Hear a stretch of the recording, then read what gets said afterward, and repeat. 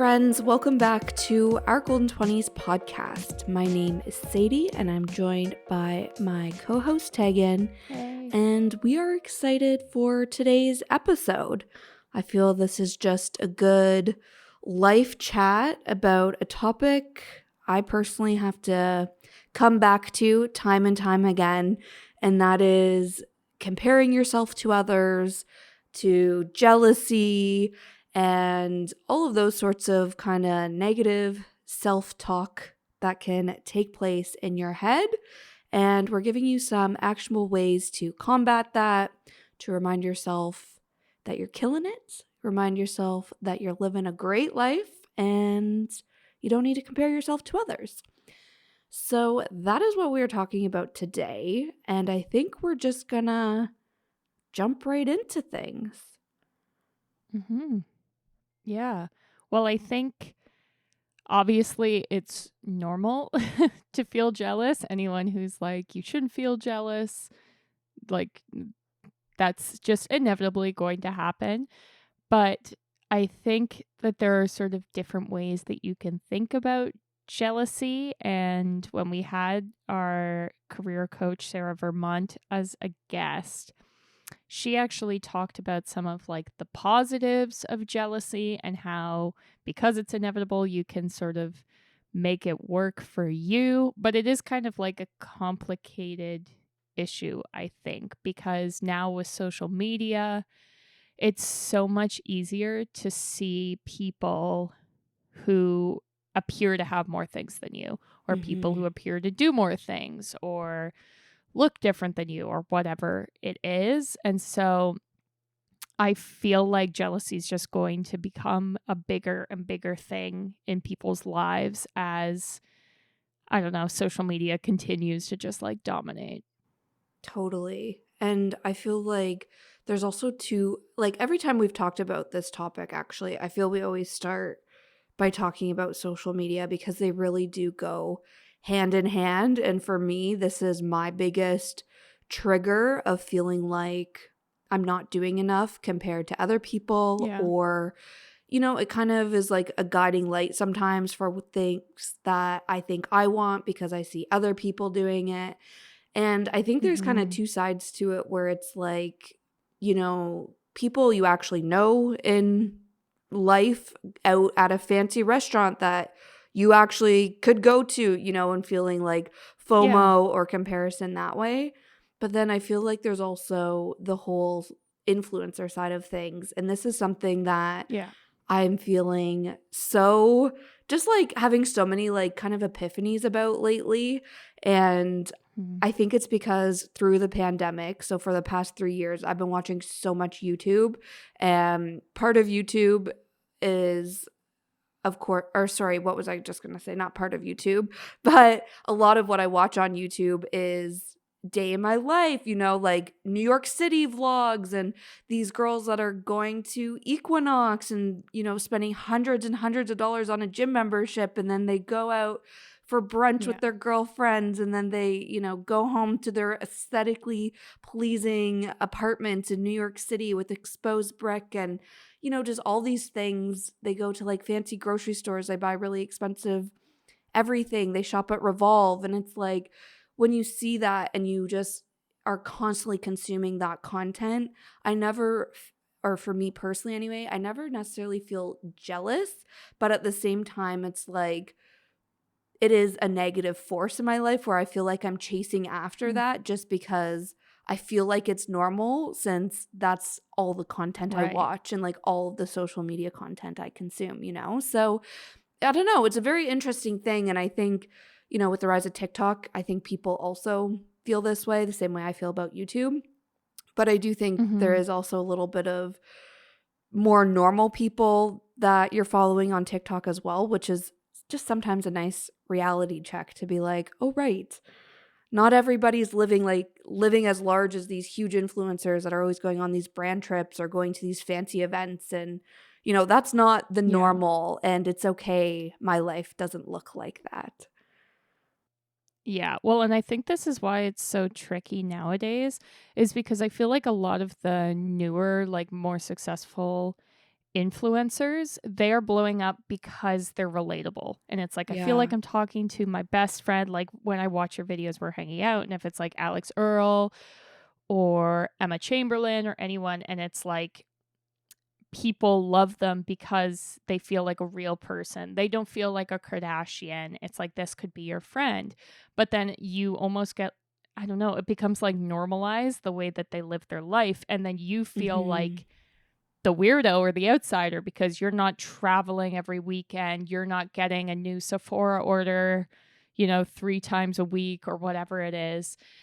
And sometimes it's just like, I don't know, you need a wake up call. Like this whole week, Emma Chamberlain's been having drama because she had in her online store get a private DM from me for $10,000. Oh my gosh. And she has taken it down and said that it was clearly a joke. But at the same time, people were like offended because they're like, you're pretending to be like this every girl when like that is so out of touch. Even if it's a joke, Mm-hmm. it's out of touch. Or I don't know, like a personal example. Everyone on my TikTok and Instagram and everywhere, YouTube, I feel like has the AirPod Pro like over the ear headphones. Yes, And absolutely. I'm like, I need to get these. Like, and I looked them up, they're $800. And I'm like, that's insane. Like, that's just like an insane amount of money. And I'm Yeah. like a tech person. I wear over like the ear headphones for work. So then I'm like, I don't know, maybe I should save up and try to make it work. And then I was thinking about it and it's like, why do I want these headphones? Because like I'm not an audio person. I don't know that I would be able to tell like a big quality difference. And I was like, I want them because I feel like everyone has them and I like how they look.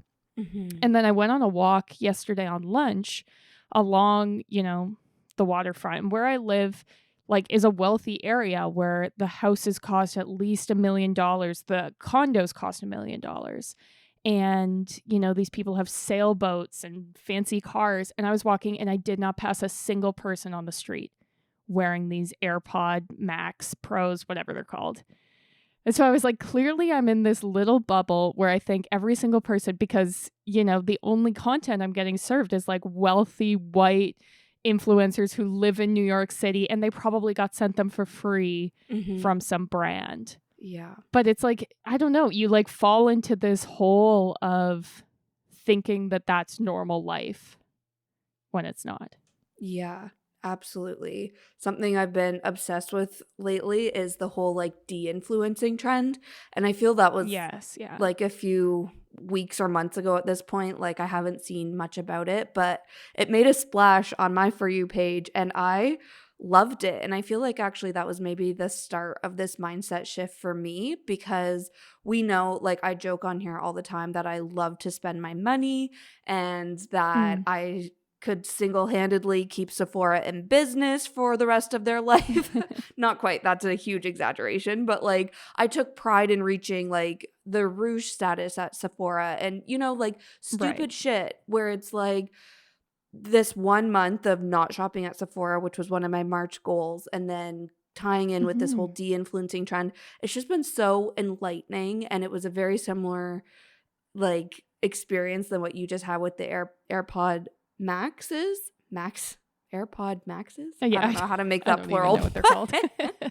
But it was just like so if you're not familiar with the de-influencing trend, essentially it was really big in the beauty space and it was pretty much just people being like, it's ridiculous how every time I open TikTok, there's a new foundation, a new concealer, a new Yeah. makeup product that I have to buy because it's all the rage and it's so effective and it's so great. So some influencers I follow were doing the reverse of influencing, literally de-influencing, and taking some of those viral beauty products and saying this didn't work for me and essentially like just kind of Mm-hmm. bashing on that product. However, the main takeaway is that first of all, my main takeaway was that these influencers are yes, I guess part of this problem of like, creating this narrative and in result, people aren't feeling good about themselves and having low self-worth because Mhm. they are not living up to what influencers are doing, and their day in the life doesn't look the same as what they see on TikTok, whatever.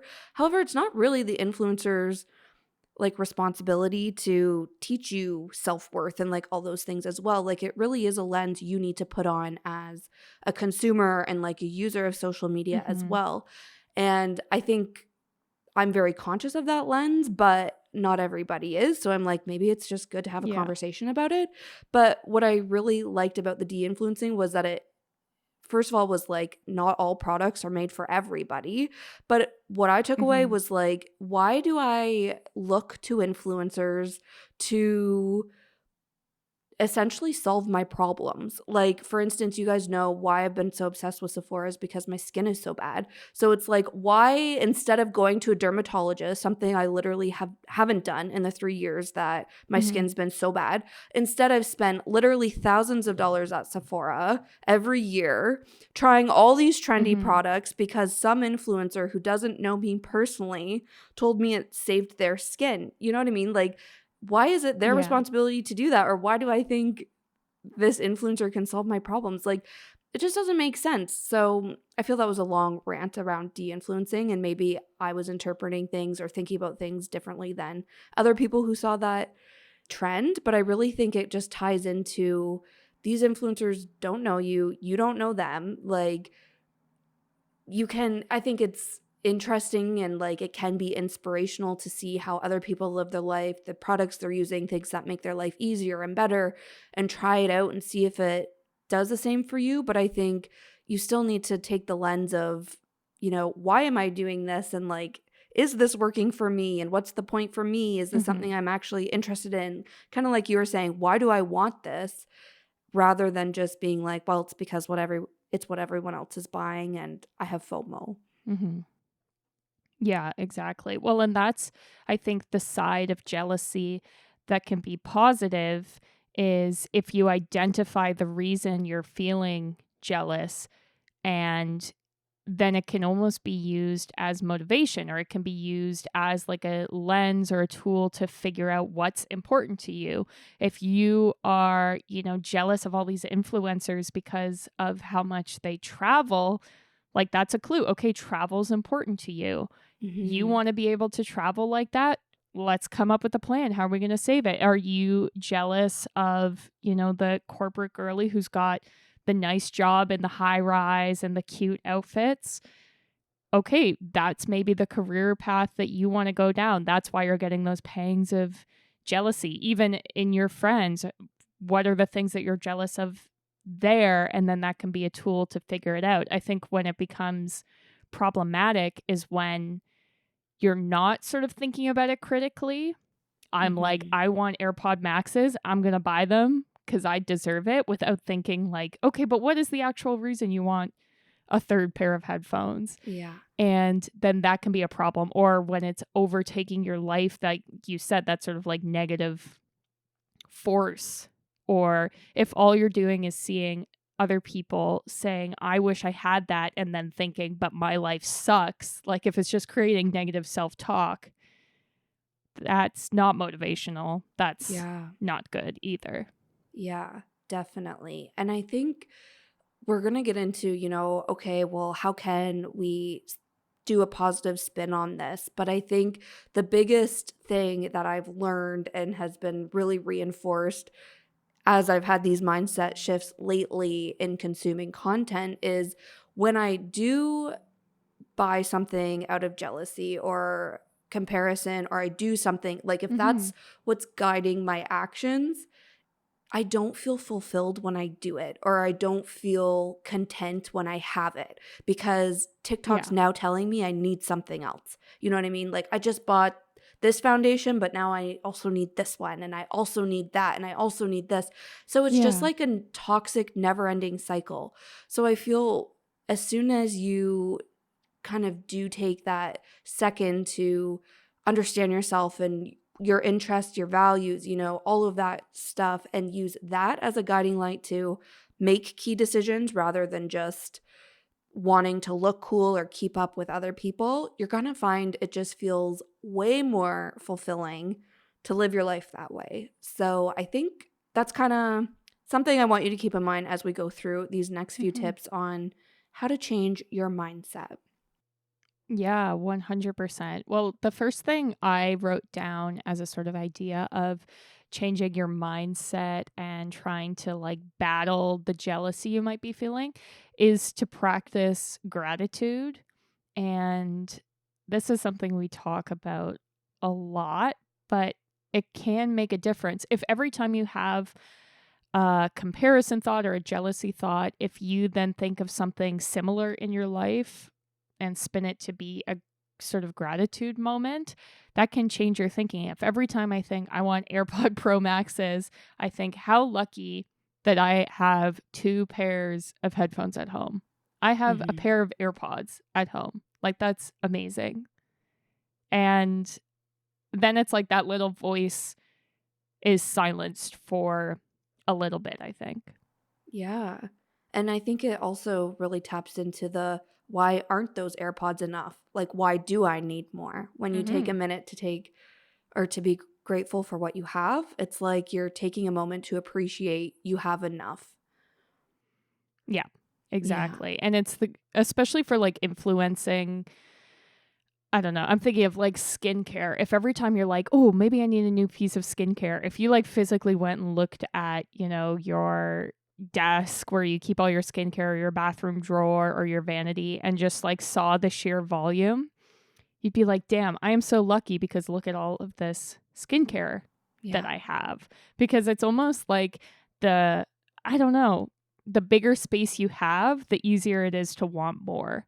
Like as soon as I get a bigger Yes. vanity, I want to fill it up and buy more makeup. But so sometimes it's just like I need to look at what I physically have before I go out and buy, this new $50 serum that's supposed to cure everything. Yeah. No, that's such a good point. I find I'm also so guilty of that is the more I Mm. have, the more I want, regardless what it is. Yes. So it's like if it's makeup, skincare, clothes, that's a big one. Shoes, that's another one. Like literally very Yeah. materialistic items. But it's one of those things where it's like every year, I get a slight raise at work or get my Yeah. bonus or whatever. And it's like, but yet I don't actually have more money because the more money Yeah. I make, the more money I spend, and the more stuff I Yeah. have, the more stuff I want. Like, again, it's just this like Yes. toxic cycle, and it just takes you to consciously say, no, no more. I'm choosing to break this. I'm choosing to be grateful for what I have and view it as enough for you to literally interrupt that cycle because it just happens like without you even realizing it's happening. Yeah, 100%. It's like lifestyle creep, I think it's called. Whereas the Oh, more money you get paid, the more you spend. And then it's hard to bring back lifestyle creep. Like I think about how I yeah. lived my life, when I was in university and had no money. I had, two pairs of jeans. I wouldn't get my hair cut, wouldn't get my nails done, wouldn't go out. And that was fine. Like I was happy Hmm. living my life. Whereas now it's like I need to cut back. Oh, I need to stop getting my $80 nail appointments every 3 weeks. It's like, no, but it's so hard because you get like used to it. And Yeah. I don't know. Even I find like if you move into a bigger space, I find that I buy more because it's like, well, I have the space to keep it all. Hmm. And it's so hard to sort of, I don't know, prune things when you get used to it. Yeah, absolutely. I think another big piece that we've already alluded to, but is just really having self awareness to help change this mindset as well. And the best way to really get that self awareness is by journaling how you're feeling, what you're thinking, or chatting it out with a therapist. And this is maybe like a very personal example, but I think it's a good example too from what I've uncovered in therapy. But, as much as I joke about loving to spend my money and how it makes me feel so good and how I need to have the fanciest shit and all that stuff, really that's Mm. rooted in me being incredibly financially insecure. And what I mean Mm. by that is this is like a very deep rooted problem that I've always had how I was raised, just things like this that literally run in my family for like generations. It's like, this is now why I act the way I do. And maybe I'm trying to prove to myself that I can afford it or that I can Right. have it all. So that's why I shop as much as I do or all of these things. And I'm like, well, it's working out. So let's just not question it. But it's like when you take a second and actually talk to like a professional therapist, for instance, they'd be the first to be like, there's probably a bigger problem here. This is what your Mm-hmm. actions rooted in. This is why you're jealous when you see these influencers with all this fancy shit because you feel Yeah. like you're not worthy of that fancy stuff, that you can't afford it. And that's what's motivating your actions. So I think this is like a big piece of it. And if you're really wanting to change your mindset and feel more fulfilled, I think it really is digging deep into what motivates me. Also, yeah, why am I the way that I am? Why do I have these feelings Mm-hmm. towards, if it's travel, like you were saying, Tag, or money or whatever it is? Like, where does that come from? Yeah. And then once you can really address it and work through it.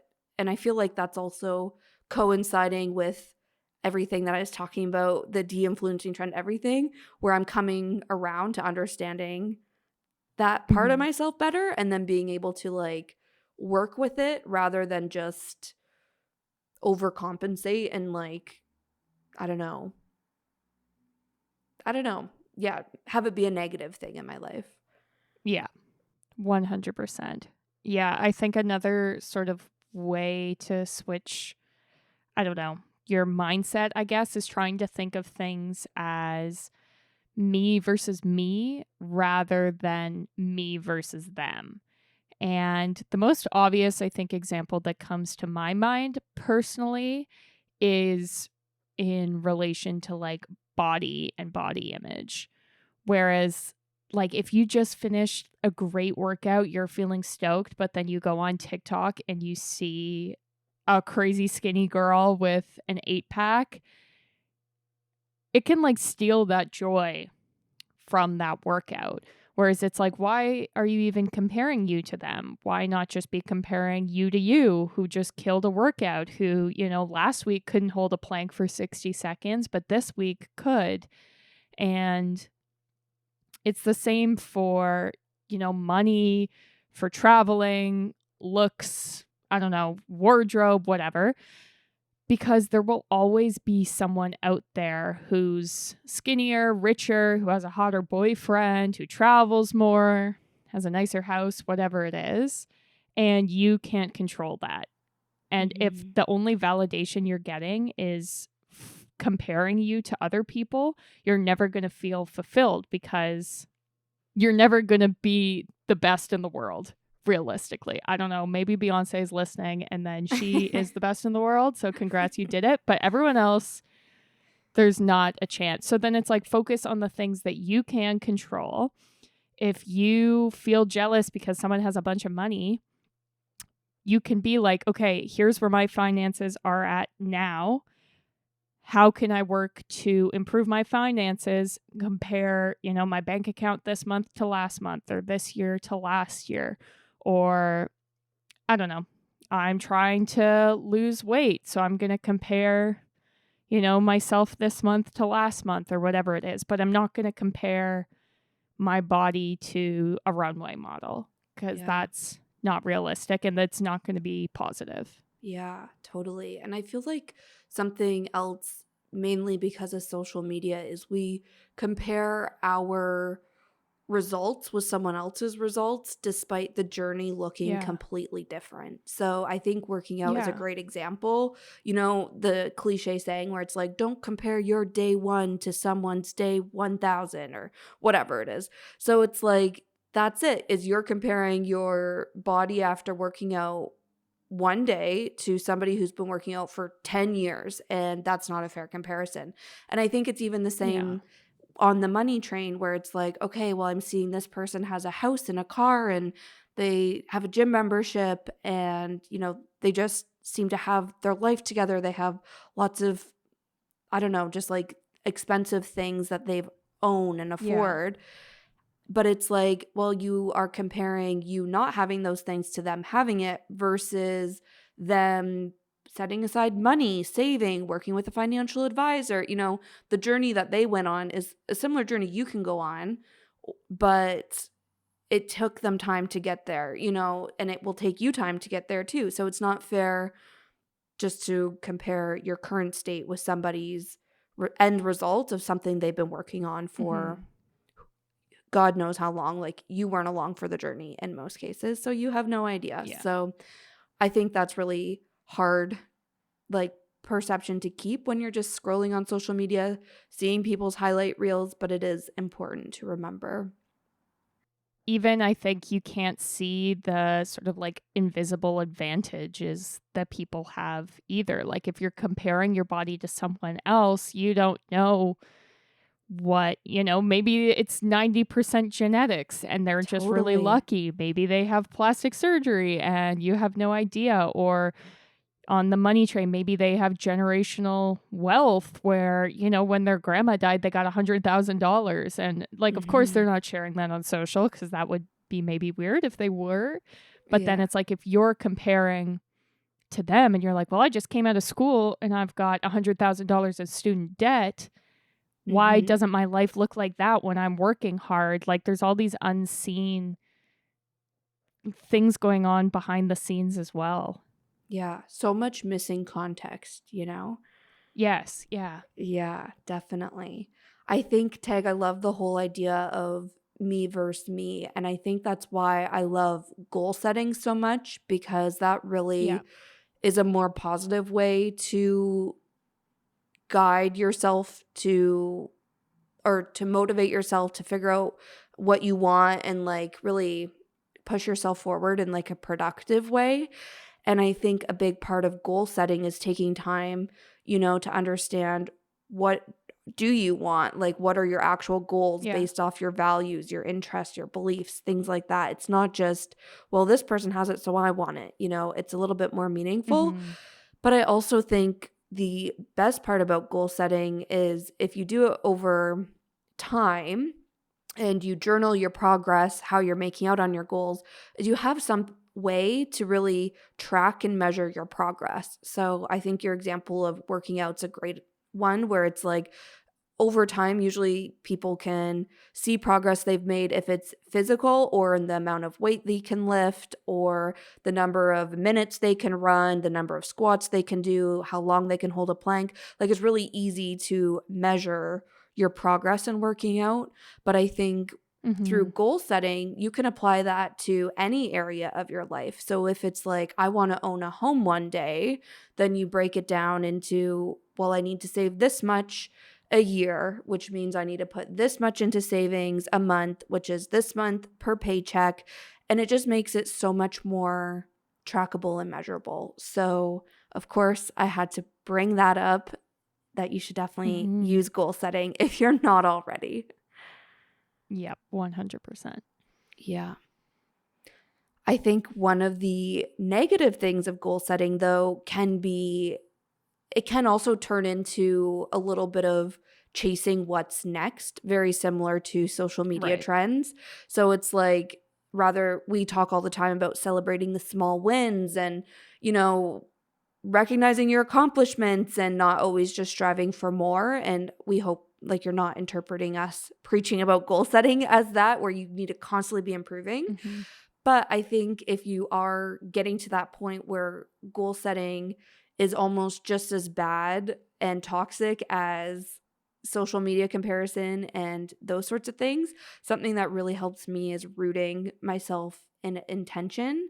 So this is to also, I think it really ties this whole episode together, is having intention on why you're doing something, what's motivating it, and connecting it to a larger why. So again, I'm not just buying this product because everyone else has it. I'm not just reading a book because reading's really cool and trendy right now. I'm not just taking a bubble bath because that's what the girlies are doing on TikTok. Like, you need to actually root your goals and your actions into intention that resonates for you. And I think a big part of that too, outside of knowing yourself is knowing you're accountable to doing the work yourself, you know? So that kind of goes back to the context piece of viewing your life compared to someone else's life with that missing context. But you also need to know they put in the work, in most cases, in some cases, I guess, they put in the work to get to where they are at. So if you want to get there, you also have to put in the work. And I think rooting the work and intention, tying it to a goal, that's like really maybe hard for some people to understand, but for me, and it's hard for me to explain, but that's how I've been, I feel the most content in what I do outside of the whole ramble I went on about influencers and whatnot. I feel like that's been really key for me, is knowing why I'm doing something, knowing why I set that goal, having an underlying intention that, you know, really resonates with me, my values, and then once I accomplish it, I feel fulfilled and content, and you name it. It's just a much better experience. Yeah, 100%. Yeah. I found this video on TikTok that I really hope we can edit in, but it's Snoop Dogg accepting an award. I should actually check out what award he was accepting. But in his speech, he says at the end, he's like, I'd like to thank me. I want to thank me. I want to thank me for believing in me. I want to thank me for doing all this hard work. I want to thank me for having no days off. I want to thank me for never quitting. I want to thank me for always being a giver and trying to give more than I receive. I want to thank me for trying to do more right than wrong. I want to thank me for just being me at all times. Snoop Dogg, you a bad motherfucker, cuz. And he just shouts himself out for putting in the work, for, you know, just everything. And I was like, honestly, Snoop, this is the exact energy we all need to have, because at the end of the day, you are who's going to get it done in your life. You know, no matter what goal you're working towards, no matter what you're chasing, what you want your lifestyle to look like, to actually get there, you're the one that needs to, you know, screw your head on the correct way, block out the social media noise, and show up and do the work. So I was like, hell yeah. Thank yourself, Snoop. I thank me too for putting in the work. Love it. Classic Snoop Dogg. It's like a good pep talk for yourself. Yeah. Well, that is where we are going to leave it for this week. Hopefully, I don't know, this gave you a new perspective. That's what I'm hoping, at least. Yes. But yeah. Thanks so much for listening. We put out a new episode every single Tuesday, so make sure you are following us and are subscribed to us so that you see when those new episodes drop. In between that, you can find us on social media. We're at Our Golden 20s, and we're on TikTok, Instagram, Spotify, Pinterest, and we have a Patreon page, which has a bunch of different goodies. We have a book club going on there. We've got some tech backgrounds, and the episodes get released early there. And of course, that's the best way for you to show your support for the podcast. We don't get paid. In fact, we spend money to do this. So every little bit helps, and we appreciate everyone who has become a patron so far, because that helps us keep paying for all the stuff we use to make this. And yeah, we've got some affiliate links and that kind of thing in the bio, which is another way to show your support for us while also getting yourself a great deal on a bunch of different products. Yeah, I think that's the end of my spiel. So thanks for listening. See you next Tuesday.